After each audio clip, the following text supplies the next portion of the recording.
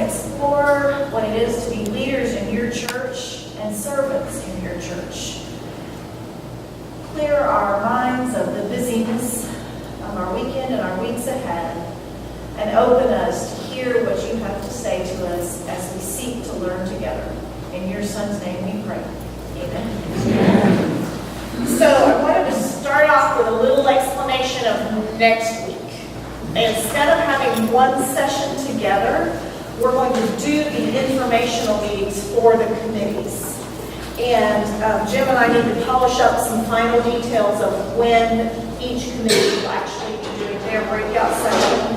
So there'll be 3 30-minute time periods, and we'll watch your email and your newsletters for the details on which group is going to win.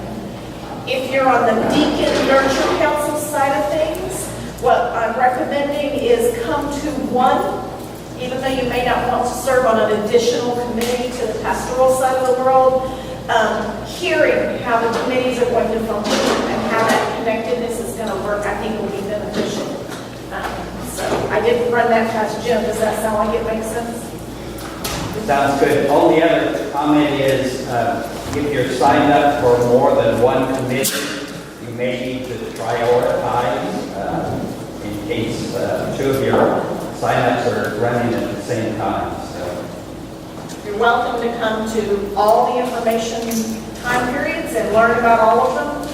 We'll try to be getting afterwards narrowed down on who's really serious and wanting to be considered on the committees at the end of the time. This will be one of our next steps.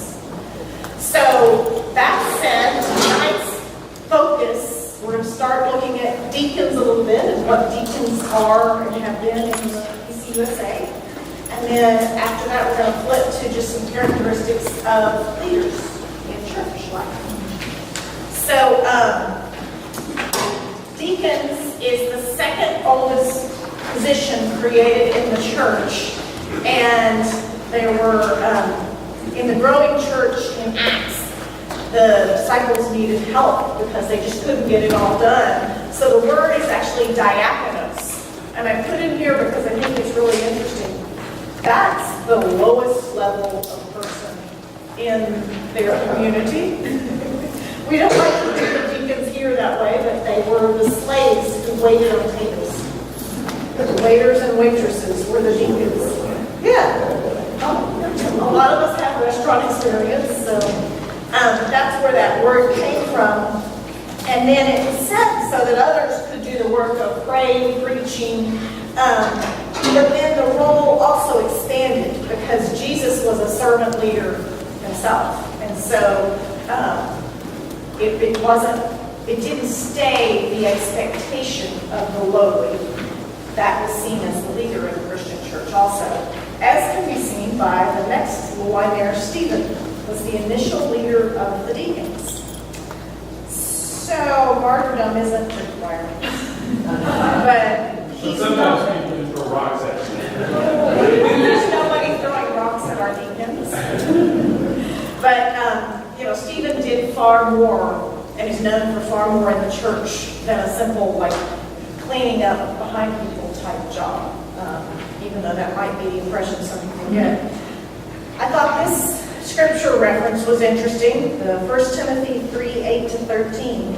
Deacons must be serious, not double-tongued, not indulging in much wine, not the word empties out. Define much. Not greedy for money. They must hold fast to the mystery of faith with a clear conscience, and let them first be tested. Then if they prove themselves blameless, let them serve as deacons. And I love this next sentence. Women likewise must be serious, not slanderous, but temperate and faithful in all things. So, yeah. They put a $20 bill on the floor, and if you don't pick it up, Then you're on. You're good. You're good. And if you're serious and female, then you can drink all the wine you want. So anyway, that scripture comes up over and over again. Just about any time you talk about deacons, because I really didn't want to put it in there because it's kind of a a really high bar for some of us. But the seriousness of the role and the example. And I like to think of it is, if you don't have your faith life and your home life in order, you can't be a good deacon and leader to others who are looking to you for pastoral care in their faith life. So, while this lists out a lot of adjectives that we may or may not agree with, I think that's the overarching gist of that. So then I turned to the Book of Order, and the Book of Order used to have very specifics. It was a full chapter. And when they did the form of government changes 10 years ago? I don't know, a while back, the last change to the form of government, they shrunk it. And so the Book of Order has about this much, one paragraph. I think I almost put the whole thing in our notes. It says, a deacon is a ministry of compassion, witness, and service, sharing the redeeming love of Jesus for the poor, the hungry, the sick, the lost, the friendless, the oppressed, and those faced with unjust policies or structures, and anyone in distress. So I have a question, and I've been asked this myself and asked others in other churches. Do you see deacons as an internal ministry or an external ministry? Yes. Okay. Do we do a good job of both? No. Because I personally think mission deacons. And I would put the external over here and the deacons looking after us internally. But that's not what our own Book of Order. So that's just food for thought, because that question comes up of what is the emphasis? And I think that's a tension for leaders in all areas of the church. How much time do we spend here and then going out and serving? Because if you don't spend enough time to make sure your house is in order, you can't. But if you only focus internally, then you're in trouble. Probably a function of your personality, Yeah. whether you go out or in. So what's your comfort with Yeah. going out to Well- strangers or nurturing those you're Not not? only that, it's just the idea that you're willing to go out and take care of whoever needs care, your neighbors or whoever.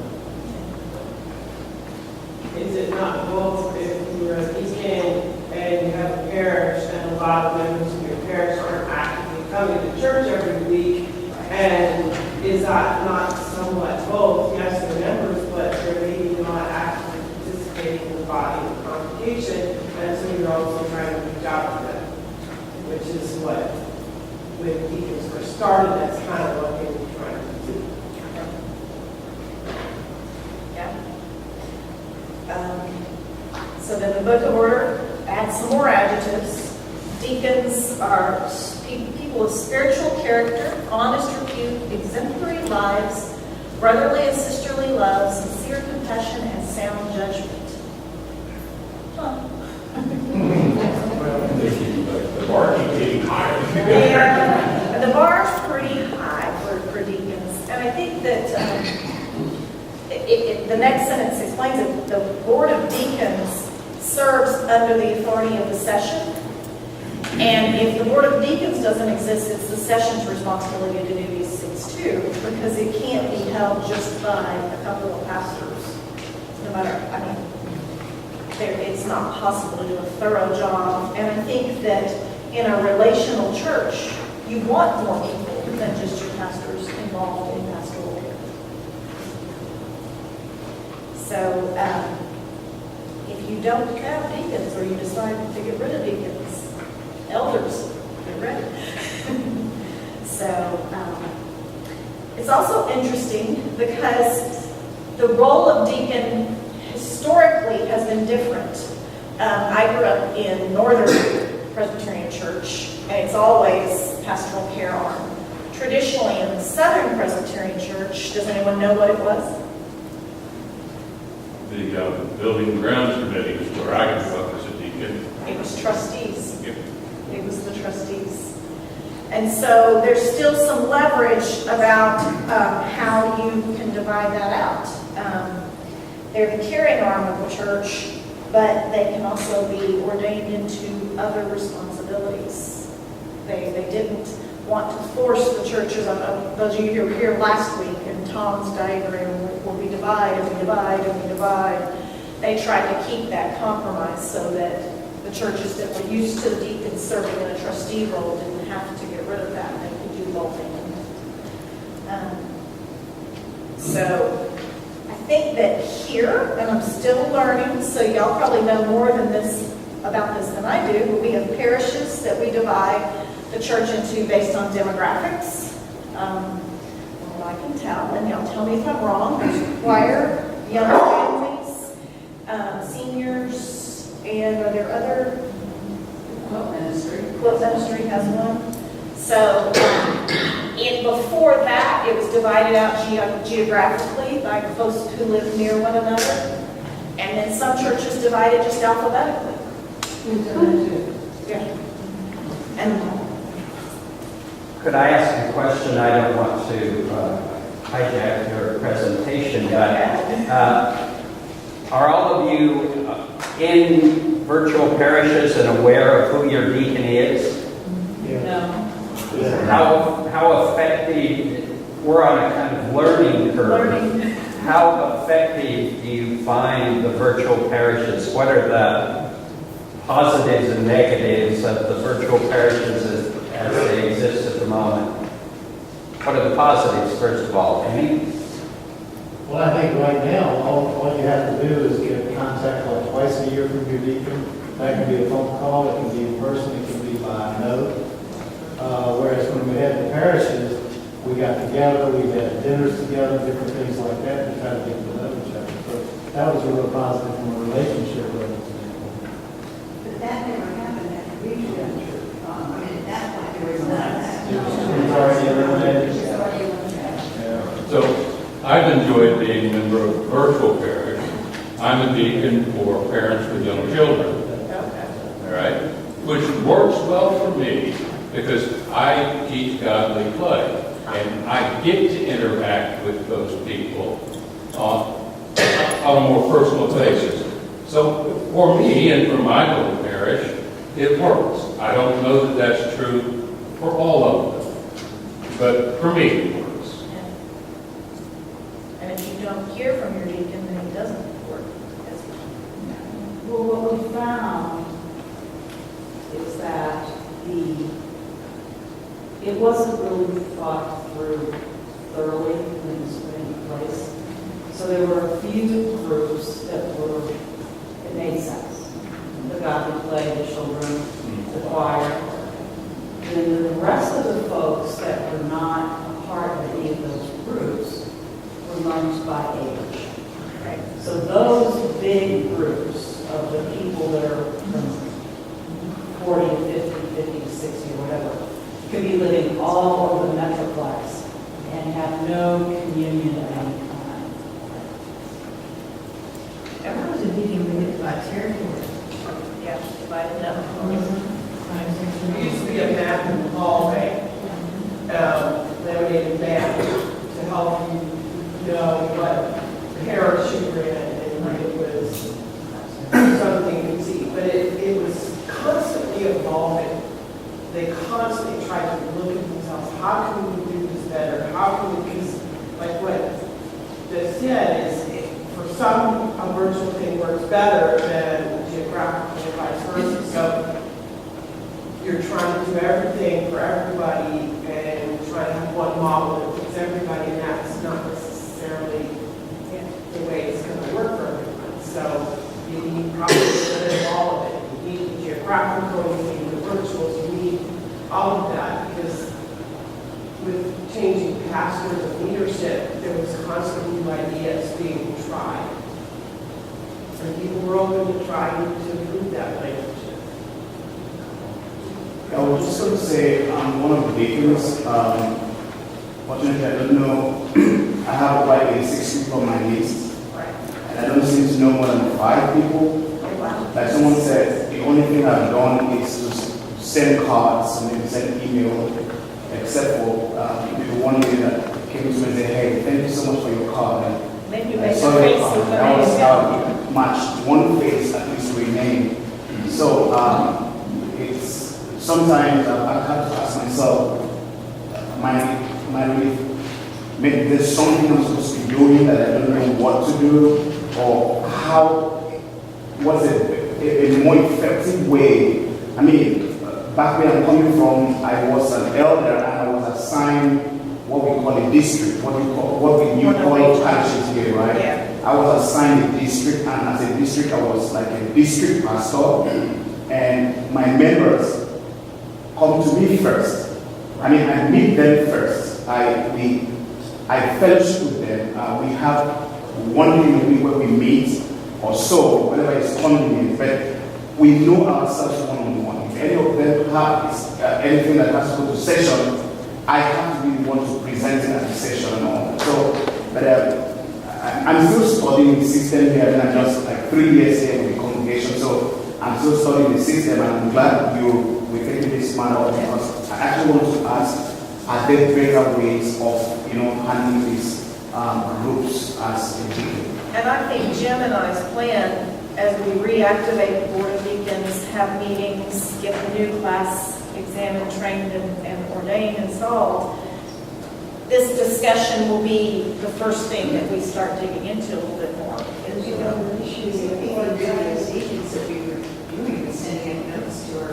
Yeah, and notes are meaningful more than we might imagine. Oh, I know. But I'm not sure it should be the only thing, because it can be just impersonal sometimes. Well, there's another issue that say, for example, it has to be in the choir, and why it's not. we got them split. One of my deacons is not even the latest directory, so I have no idea what it looks like, and so I have named it. I have no idea what it is. Yeah, get ready, we're updating your photos. Yes. The fall rally day, we'll have a photo booth. So you have until the fall to look like you want to, because I'm taking it.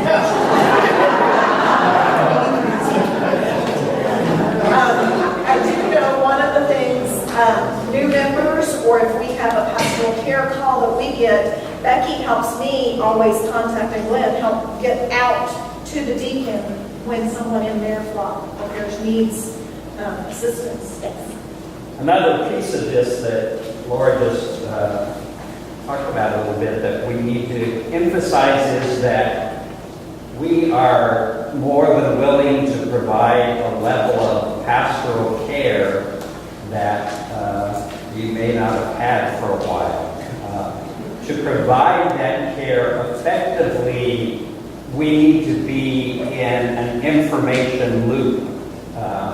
So when you're aware of folks who would benefit from a pastoral call, a hospital visit, whatever, we would have 15 folks call us and indicate that so-and-so is in the hospital, then not find that out and miss the opportunity to be there for someone. So we really want to be kept in the loop if you're aware of situations where we can provide meaningful pastoral care. And you can just call up here or email anyone on staff and they'll get us, because we had a pastoral care hotline.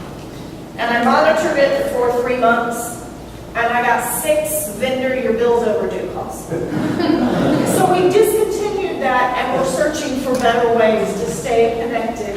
And it seems like if you know your deacon, or if you have a friend in one of your groups that can reach out to the staff for you, they forward stuff to me and Jim, and then we go and visit as necessary and make sure Nurture Council and your deacon are all pulled into the loop. So it's a give and take communication circle. I served as moderator of deacons for 3 years, and it was, when I was moderator of training, that was the year that we switched from alphabetized list to geographic list. The nice thing about the geographic parishes that we found was our get-together, so we knew people in our own community, and conversely, those who we tended to have them in people's homes or restaurants or whatever. And there were members of the parish who were gracious in opening their homes, but hosts were the deacons of the parish. So everyone got to know us, and it was really nice that people felt comfortable enough when they had a need to call us and say, and so we were a very comfortable face for them. Hard And to call a stranger when you're, I don't even know who my deacon is right now right. at all.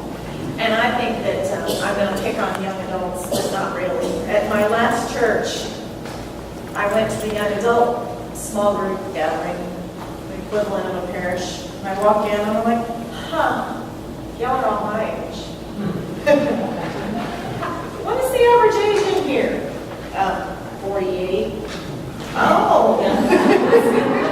The problem with the groups based on age is they get older. We all get older. So it's a maintenance issue too. And it took me 6 months to convince that they needed to rename themselves. And the only way I got away with it is because I was their age. So that's another challenge of that. Yes. Another question, when these groups were actually getting together physically, was the participation fairly good, or did it decline over time? It depended which parish you were with. Because the parish that I live in is a small geographic area and had a lot of members that live there. And we were the party parish. Yeah, the party parish. But we had a wonderful time. For the parishes that extend farther and have, more fringes on them, a lot of those found that if they would get together right after church on Sunday, that was a good time to be. But still, their participation level wasn't necessarily as large as our party parish. But it's okay, we at least made it available for them to come and participate. And there was a time up here when the small groups, independent parishes were formed. Now we had that. So she was saying small groups were formed independent of parishes, and that's another model, is you can leave your deacon parishes demographically, and you can have small groups and other opportunities together.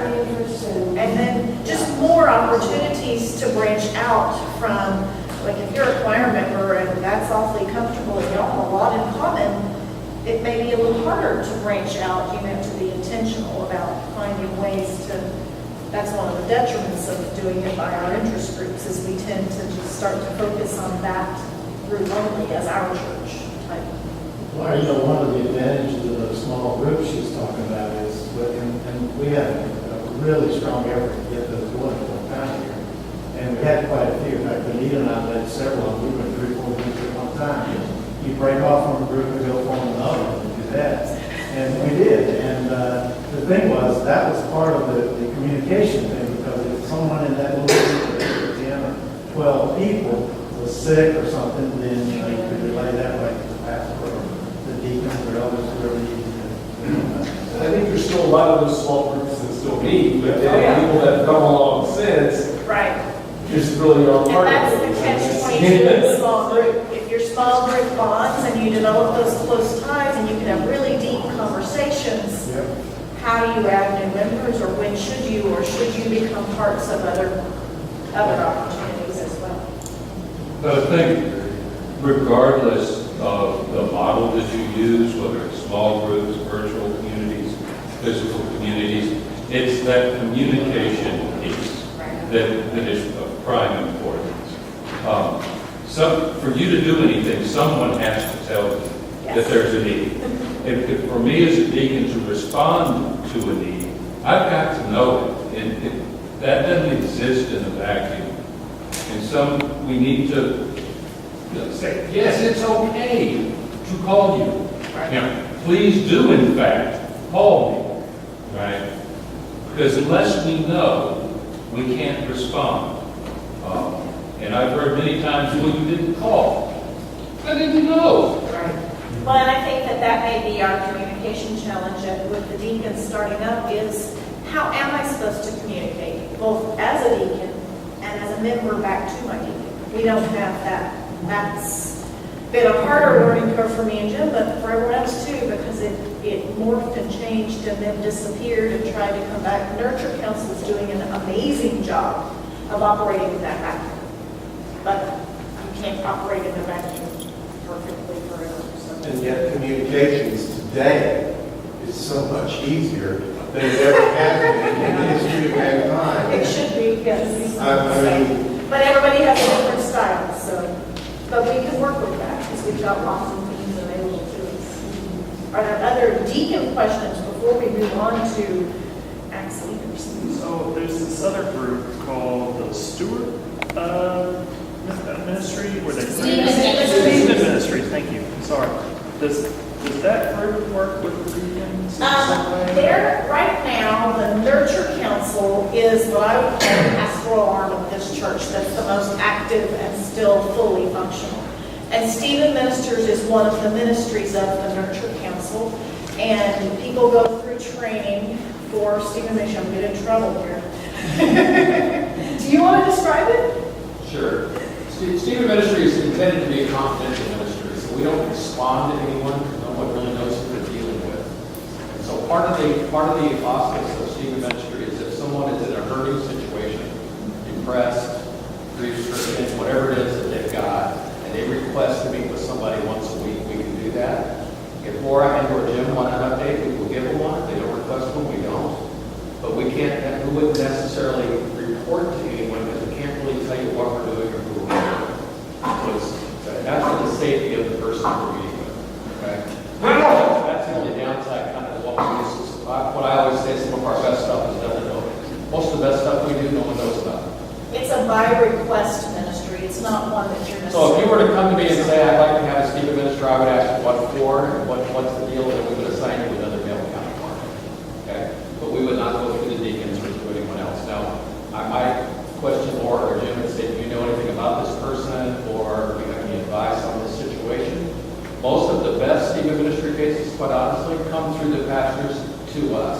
That's really the best ones, to be honest with you. So they're one of our Nurture Council ministries. We also have a team of 2 that takes communion to homebound members. So if y'all know of anybody who can't make it to church and wants communion, that is something that this church offers. We'll have deacons or elders or pastors take you communion. So the Nurture Council has that team. The Quilts Ministry, where we make lots and lots of quilts. And I say they make lots and lots of quilts. And we tie knots and say prayers. And that's a very meaningful ministry. Prayers. And the hospital visitation team. What else is? Funerals and memorials and weddings. New births. Haven't had any of those since I've been here. Looking forward to that one eventually. Yes. We really need to express appreciation to Glenn for keeping us up to speed on various situations that we need to know about that help us function more effectively with regard to pastoral care. He does an exceptional job, and I really appreciate, we both really appreciate the work that he does. So,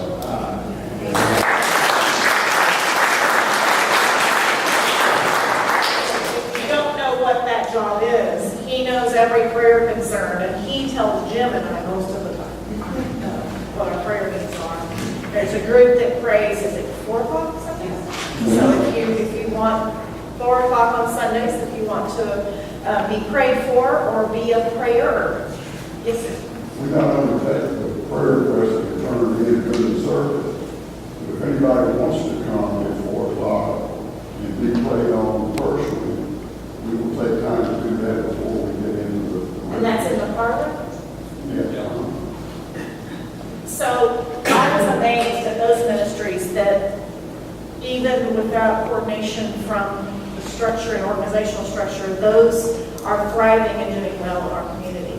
And my hope is to integrate the deacon board and the Nurture Council so that they're operating hand in hand together, as well as improve all the communications issues that we've been talking about. Are there other deacon questions? I'll give you a little bit of history on the Stevens ministry and the deacons. At one time, they decided that deacons should undergo Stephen ministry training, but that doesn't work because all of us are not Stephen ministers. We're not geared there.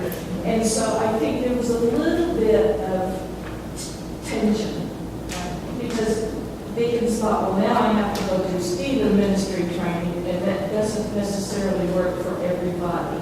So we just need to make sure that that's two separate entities. I think, in my opinion, and this is just my opinion, each deacon, if you have a pastoral and caring heart, you may not be comfortable with a hospital visit or a Stephen ministry visit, but you know the resources to help make that happen. You don't have to be the one that always does it, but you're helping us with that awareness.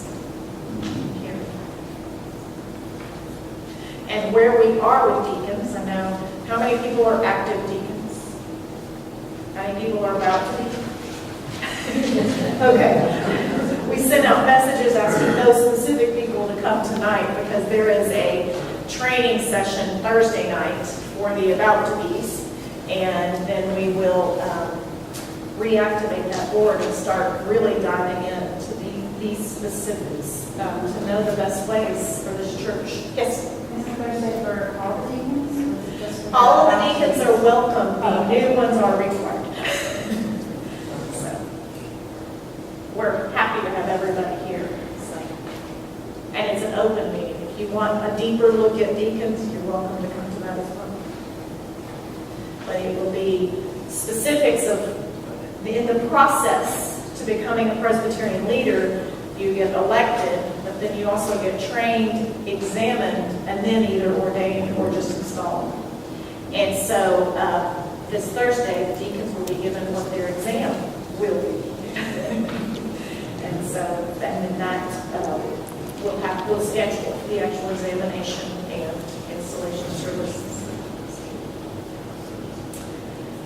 So the next thing I was going to look at this evening, there is a book by Tom Rainier. It's called Breakout Churches. And I've used this material before in training elder classes and deacon classes because it really goes into the characteristics that Rainier saw in a study. And his book is titled Breakout Churches because what he did was he looked at good churches that were successful and thriving. And then he saw which of those just popped, which of them jumped up and were more successful and just took off.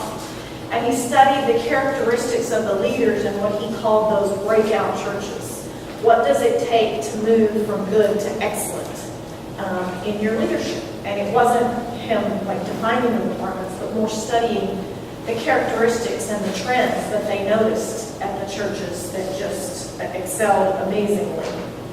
So the first thing, and I'll go through these and elaborate a little bit and see what y'all think of these as well. Fierce biblical faithfulness. They practice their beliefs. This isn't necessarily just the person who can walk down the hall reciting scripture, but someone who lives it. Longer tenure. And that's an interesting one because that was both with ministers and with leaders. It didn't mean we've got limited terms. But it meant you tended to be in the church for the long haul. You weren't church shopping and hopping.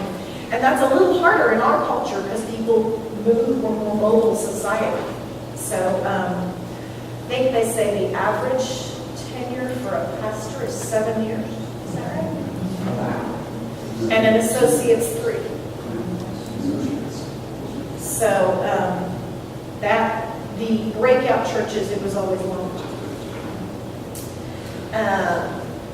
Confident humility. This is a tension because you have to have confidence that what you're doing, you have some expertise or you have the right team behind you, but you have to do it with humility. So that's a tightrope for if you know you're an expert in an area. Accepting responsibility, but not blaming others when things go wrong. That one kind of speaks for itself. unconditional love for the congregation you serve. Our congregations are big, messy families. I dare you to say you have unconditional love for the whole congregation. But that is a characteristic that we should strive for. Something we should be looking for. Persistent. Never seeing a setback as a failure. And that's challenging. Because sometimes it seems like you take 10 steps forward and you're taking 12 back. There's lots of challenges in our day-to-day operations. Evangelistic passion. That's one that makes most Presbyterians cringe a little bit. And I preached some about the difference between evangelism and discipleship. And I think that personally I would change that to a disciple passion, where you're leading by example and gathering others to you by being a disciple and having passion about that.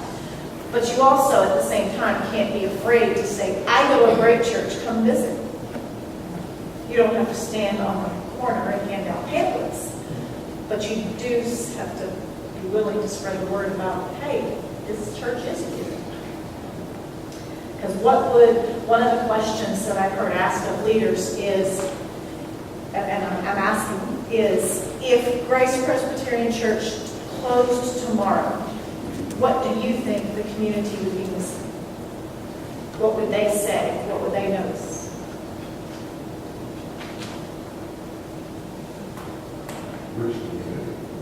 Plano, our surrounding community. What would this city notice if we shut tomorrow? Day school, minis, Day school, minis, family promise. The trunk and treat. Yeah. Neighborhoods.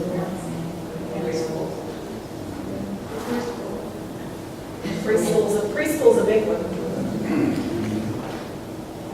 So that's something to think about. And what are those the things we want to be known for? That's another question. What would you like the community to say if you disappeared? Is that different? Great question. All right.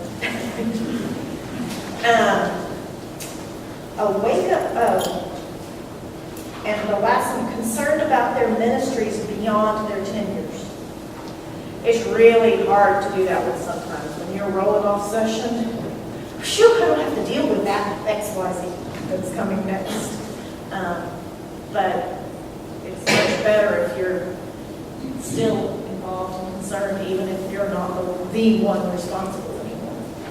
Laura, I think a terrific example of that would be Charlotte Tenney, who brought Stephen Ministry to this church, and even after she could no longer physically serve, she never lost her passion for it. Right. And we still honor her today for that. So did y'all hear what she said? So when there's somebody who can't serve anymore, but still is passionate enough to make sure that they're whatever type of resource they can be, to still keep that ministry going. The next set of bullets is an interesting list as well. They said that, okay, so you've got these characteristics in your leaders. What else was different about these churches that had excellence in their culture? And they found that there was usually some kind of wake-up call, and they called it the ABC moment. Awareness, belief, and some kind of crisis. Perhaps we're ready for this. They say change is difficult, and it is full of conflict. Hello. It's ugly, and we don't like pieces of it because change is not smooth sailing as much as we would necessarily like it to be. But the third one there, I think, is really important. You're accepting painful awareness. You're analyzing, like we've just been doing with our Board of Deacons. That's a relatively innocuous one and easy to analyze. But I think this is going to be the first job of all of our committees. What are our strengths? What are our weaknesses? And prioritizing what you've got to fix first. Stepping through. awareness. Understanding the reality of your internal context. What are our limitations and what are our strengths? Those things that you just said we're known for, well, those are what I would call our strengths. And you can't say, oh, we want to be known for something completely bizarre and different unless you realize the long path to get to that new ministry as your next strength. Breakout churches leaders exemplify unswerving faith in the middle of bad news. So I don't know what that looks like for different people, but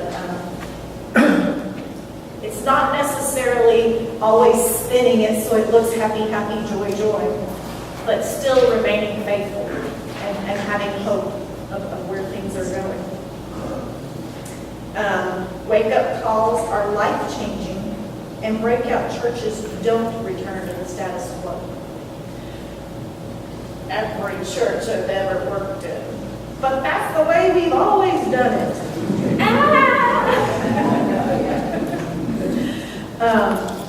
And sometimes there's something to be learned from that.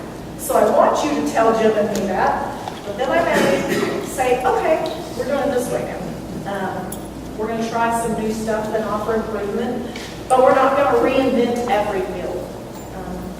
When we sign up for committees and we're trying to get diversity of people on the teams, we want experts, but we also want new people with fresh eyes to help us not always have everything be the status quo. And compatibility in a team, they say, is just as important as competency. So working together well is sometimes more vital than all the right people with the expertise. So what do y'all think of that list? I'm getting some nods and some. Yes.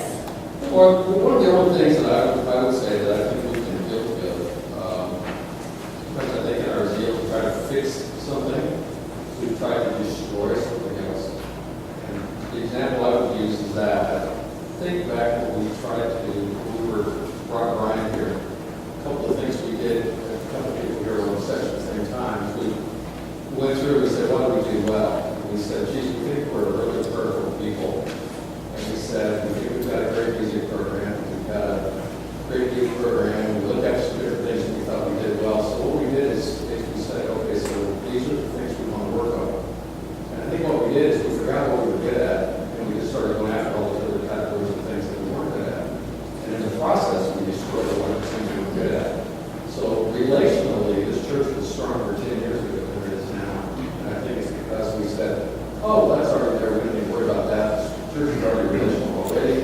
So we'll just let that run on autopilot and it'll take care of itself. Right. And so I just think we've got to be a little careful when we say, let's go after our weaknesses and forget about our strengths. I read a wonderful, Maybe it's not goes contrary to the way my mind works, but I think you got to be good at what you're good at. I read a wonderful book that kind of spoke to that, and it was by a psychiatrist talking about raising kids. And she called it watering the tomatoes. She said, only the tomatoes you water keep growing and thrive and keep producing. And if you're watering the tomatoes and wondering why it's going crazy, then quit watering that tomato. But you can't just say, oh, this part of my garden's dying and ignore. Yeah, it's a balance. Just years ago, we used to do a lot more stuff as a church. And they put a screen on the side of the building, and we'd watch movies, and they would have potluck. And there would just be, our football games or whatever. And part of that, I think, is part is cultural change and part is us. I think that we're going to be adding back in some things. We're starting with the picnic dinner, sign up, or lunch. Next week, we'll start selling tickets. So we're going to be adding back in more of those. But a big part of it's also a cultural shift. The church used to be the center of everybody's social life. And we have so many options. And I think we got to be careful not to become the community center. We don't want to compete to do everything and have a big one-stop shop. There's a lot of history for those things. There used to be a congregational life ministry before there was a deacon's board. And different perception of, again, the role of the deacon. And over many years, I'm talking 20, almost 30 years now, it's evolved. And there is no longer a congregational life ministry. That was resolved a long time ago. But they struggled with, okay, what are we supposed to do? Then deacons were doing parish things, and they're trying to get their little groups together to bond, and then the small group ministry focus came along and let's do that instead. Constantly, as a congregation of leaders in this church, constantly trying to, how can we do this better? And we come up with a great idea and try something, but it's also, did we stop doing what was working in some other way? So there's a careful balance, but you know, all those things were great, but there was a perception of the deacons replaced congregational life, and which was a fallacy, but that was a perception for a period of years too. So what we're putting into place will be, it'll be under Christian formation, that there's a fellowship on. And so hopefully we'll add those back in. And there's a tension because you have to be willing to let things that don't succeed die. But you have to, you can't hop all over the place and try a new thing. And if 15 people come on the night you try to, that's no good. Try the next thing. You've got to give things a reasonable time. And I think as committees, when we plan things, and as a session, when we start new things, even the Board of Deacons, when we try new ways of approaching, we should put measures of success. And how long are we going to try this? Because if you don't put a reasonable time period, if we just counted on just one night and that happened to be a night something big was going on in the community or with another group or the weather's bad, and you think the program's mixed, you got to have appropriate measures in place and a little bit of a willing to try it. And then look at it and say no, or yay, this was great.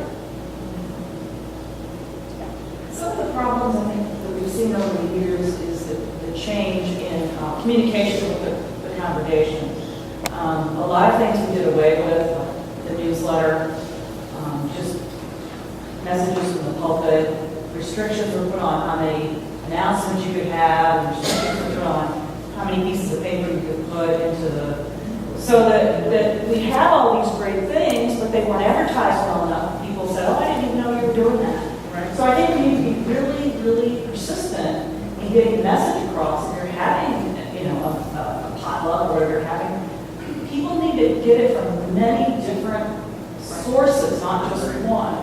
And so, and we need pulpit support for that. So, and staff support. Staff, that's what draws what gets put out to the congregation. But it's also really frustrating when you announce it from the pulpit and in the newsletter and on the website for 3 weeks. I didn't know you were doing that. So it's a journey we're all in together to try to improve how we do that. So, yeah. So instead of trying to do everything at once, are we going to select 6 goals or 5 goals, or whatever this first with the time? If they work, then we can expand on them. I think that each committee, as they form, and we're going to be doing more of this next week, some committees have obvious priorities for the function and life of the church that need to be back functional and responsible groups able to make decisions and running. As far as vision and strategy and planning, that will be probably once a session's in place and a higher level umbrella guides that. I think there's plenty of work to keep things in the status quo running a little more smoothly and improve our communication and how we function more with meetings and committees and different people learning and ramping up. Does that answer?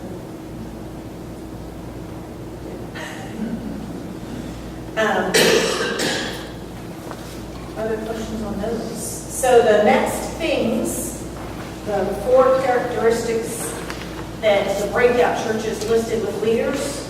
What is your passion for ministry as a leader? What are the gifts and passions of other members? So this isn't cherry picking, but if you see someone who has a gift or skill, some people need to be reached out to or invited. They don't necessarily feel comfortable with signing up or coming to these informational meetings, and I would love to see broader involvement. There are some other cultures that have to be specifically asked to do one task. And there are some people that are so busy, I don't possibly have time, but if you say, oh, it can be done from home and this and that, there's tasks they don't know about. So just spreading the word and looking for other people's spiritual gifts and passions is a plus. And then as we go forward, more looking at what our community needs, internally and externally. And then the intersection of those things will be our strongest areas. So edging in a little bit, I'm almost done with time, but this is where we'll pick up next week, and each committee will get into a little bit. So, criteria to serve on a committee: you need to be a member of the church. Non-members are more than welcome to volunteer in every area, but officially serving on a committee or as an elder or deacon, you need to be a member to serve on those. Regular worship attendance. It's hard to get to know all those 26 people in your flock if you're not at church with them to come to. Do all our deacons wear their deacon name badges? You don't have to. That's, for people like Jen and me who don't remember names, that's vital. If you get a blank look from me, a name never hurts.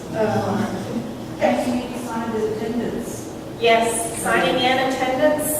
One of the things that past boards of deacons have done at churches I've been at is if you missed more than 3 Sundays in a month, your deacon would call you and ask if everything was okay. So there are lots of reasons why those attendance sign-ins aren't just busy work. They can tell us some valuable things, because if someone is ill at home or facing crises and not really going to reach out, we can reach out to them and know they're missing. Personal life balance. It's really embarrassing to have to be the one who asks for help. If you're a type A leader like me, it's a whole lot harder for me to ask you to help than it is to give. And so this is something of self-awareness as leaders. Know when it might be that your cup's overflowing and you've hit a limit and might need to step down or take a break from leadership. That's an okay thing. And we should all be pastoral and Christian enough with one another to, like, if you can't ask your fellow board members, your pastors are more than willing to have those discussions. Rotational leadership. I think churches are hugely guilty of the infinite volunteer rule. You signed up for Stephen Ministries, Mike, so you are forever the leader of Stephen Ministries. No one else ever has to worry about it because Mike's got it. We'll chat later.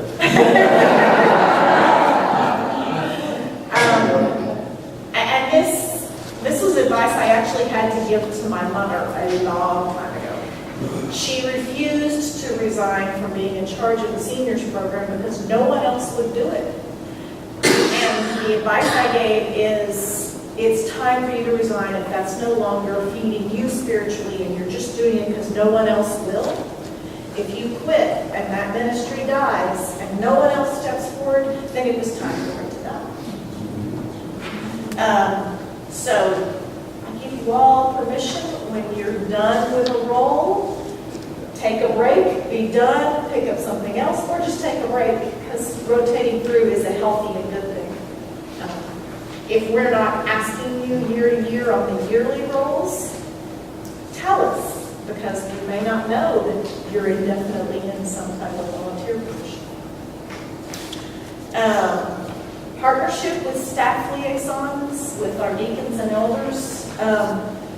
Staff is a lot fewer of us than there are of y'all, but we are resources, but it's a partnership. The way we're going is going to be us working together as resources with one another. So we're going to try, we're looking at what makes sense to have a staff liaison on each committee. And then, as we talked about with your question earlier, at first, we're going to be doing boots on the ground, getting the committees up and functioning, so that some of the things that have just been on autopilot are done more intentionally. And then we'll get the overarching planning in the sessions, when our sessions active. Yes? When will session be active? Good question. Just asking because I'm missing. Jim and I are meeting with the AC this week, and we plan to ask that again. Because it's one thing to do on a committee work. She's asking when our session will be back active again. The AC at this time has told us to get the deacons back up and going and ordained and installed, examined, and start the committees. And that we will run each committee and have a temporary moderator and a staff liaison of those. And it's Jim and I's firm opinion that the session elders are supposed to moderate those. So we're pushing for that being a necessary speedy step. Yes. During the course of the last week or so, there's been a moderate change in the Administrative Commission's perception of things. I had an opportunity to visit face-to-face with Janet Rees, and during the course of that meeting, I expressed some disappointment, dissatisfaction with the fact that I was being designated head of staff but not being allowed to function as head of staff and make decisions that would begin to move things forward more expeditiously. It looks as if the Administrative Commission may be handing some of that authority back to me.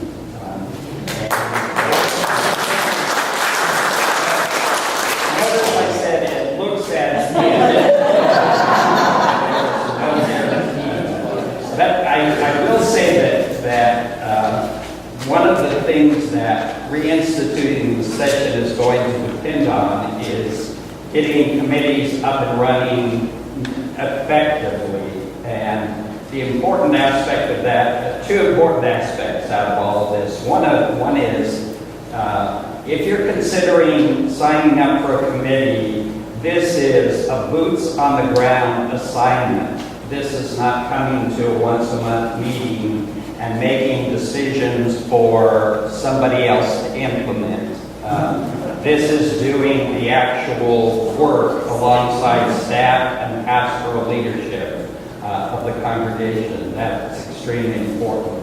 The second thing is that the AC is wanting us to understand that our committees are not siloed. So if our interest, our passion is Christian formation, we understand the place, the value of Christian formation in relationship to all of the other different facets of church life, and take those into consideration. All those come into perspective under the session. If that committee structure begins to fall into place effectively, then I think the reconstitution of the session won't be as far off as it was maybe a couple of weeks ago. So we're moving in that direction. It's a little bit, which came first, the chicken or the egg? So I'm hopeful that once these committees are in place, it will move faster. Are there other questions before we're done? Also, I just want to say that I hope there we go now. I hope you realize that things have turned a corner here, that we're heading in the right direction. And so I pray that you are more optimistic for the future of this congregation than you are pessimistic, that you see the possibility, the opportunity that lies ahead of us. Your presence here is awesome indication of that. We never anticipated that this many of you would show up for these leadership sessions. So we are excited about what the future holds, and we hope you're as optimistic and as motivated and as energized as we are to move ahead. I do want to thank you all for coming to these. Every single night, we had to add more chairs than I never imagined. So thank you for We being have to here. have both your positive outputs to thank. I mean, without you all, I'm not sure we would be really much. Thank you.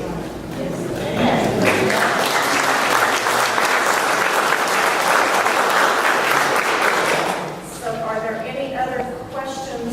Yes. I question, Deacon, as you described him at the beginning, we're under the direction of the session, and our session is really the administrative committee, so, and you're forming the deacons without having the session reestablished. So how, what are they reestablishing? They've actually planned. Yes. At this time, the AC liaisons to the session are John Starkle and Roy Harden. And they plan to be involved. Let us guide. I put together a proposal for examining and training the deacons, and they adopted it, said this looks great, but we'll come and participate in it with you. And then they want to participate in the celebration when we do the installation and ordination as well. So it'll be the two of them, and then they'll take any reports or bigger actions up to the full AC. So the AC is still that body in charge right now. So even if you're a deacon and you've been a deacon for a couple of years and you're not a brand new one coming off the training, there could be some new changes, some new vision. We're going to be meeting monthly, and I'm hoping Thursday night to try to figure out when that might be that works for everybody, because I know that wasn't the way the board was functioning. And so if you signed up to be a deacon when we weren't meeting monthly and you expect quarterly, we might need to talk about whether that works for you or not. So we have to be realistic to figure out what works for the majority and kind of reshuffle and reform ourselves. Will there be food? Because I'll show you. Are you working there? I'll cook it, we can do it in my backyard. All right. The waiter waitress thing, right? Any other questions for tonight? We will get y'all the information and specifics. Again, the structure of next week is going to be 30-minute sessions with two committees doing their information at each 30 minutes and 15-minute breaks between those three. So it'll go from 5:45 to 7:45? Yeah, my math, anyway. So you could attend 3 different committees if you wanted to, but we really recommend that you focus in on that passion so that we can share leadership across the broader church. And we'll be emailing. If you did not sign up for a committee and want to be on a specific list to receive information, you can go onto our website and indicate interest on there. Sorry? I found that today. Yes? That reminds me on the website. I have an acquaintance who was looking at our website, and the query was, is this still a Presbyterian church? And Chris has it on her to-do list. It was intentionally pulled off. There was a movement in several denominations that said denomination labels were scaring people away from church. And so a bunch of churches at that time period took all the denomination associations off all their publicity. And we fell into that bucket, and we're working there at it back. Very good. Thank you. Thank you.